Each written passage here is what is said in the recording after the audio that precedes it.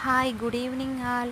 మీరే విధంగా అల్లం వెల్లుల్లి పేస్ట్ని ప్రిపేర్ చేస్తారో చెప్పండి. నేనైతే ఈ విధంగా అల్లం వెల్లుల్లి పేస్ట్ని ప్రిపేర్ చేసుకుంటాను. ముందుగా అల్లం వెల్లుల్లిపాయలకి కొంచెం ఆయిల్ రాసుకొని 3 to 4 hours వరకు ఎండలో ఆరబెట్టుకుంటాను.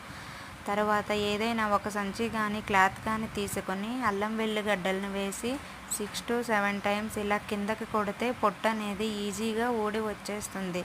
తర్వాత ఎక్కడైనా కొంచెం పొట్టు ఉంటే చెయ్యితో మెదిపి ఇలా చేస్తే ఈజీగా ఊడి వచ్చేస్తుంది.